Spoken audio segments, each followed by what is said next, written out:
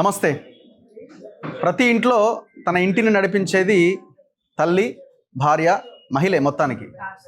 So ఇప్పుడు మనం నవీన్ యాదవ్ గెలుపు గురించి మాట్లాడుతున్నాం. జూబ్లీ హిల్స్ ఉప ఎన్నికలో భారీ మెజారిటీతో నవీన్ యాదవ్ ఎమ్మెల్యే అయిండు.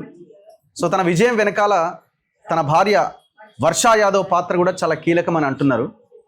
నిన్న మొన్న ఎవరో గెస్ట్ చెప్తున్నారు, ఆమె చాలా పెద్ద ఎత్తున లోకల్గా ఉన్నటువంటి మహిళలని ఇక్కడ మొబిలైజ్ చేయగలిగింది, చాలా పెద్ద ఎత్తున ప్రచారం చేసింది.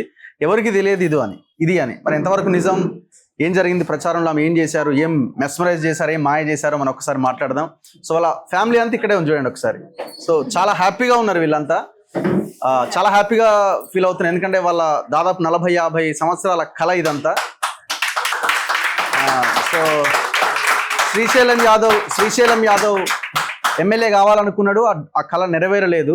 1998లో ఆయన టికెట్ కోసం ప్రయత్నం చేస్తే లాస్ట్ మినిట్లో టికెట్ రాకుండా పోయింది. కొంతమంది కుట్ర చేశారు అని ఆయన అంటూ ఉంటాడు. 1998 నుంచి 2005 దాకా వాళ్ళు వెయిట్ చేస్తూనే ఉన్నారు ఏదో ఒక సందర్భంలో. మధ్యలో నవీన్ యాదవ్ 2 సార్లు పోటీ చేసి ఓడిపోయిండు. సో తన అదృష్టాన్ని పరీక్షించుకుంటున్నాడు. సరే, మధ్యంతరంగా వచ్చిన ఎన్నికలో ఆయన భారీ మెజార్టీతో గెలుపొందిండు.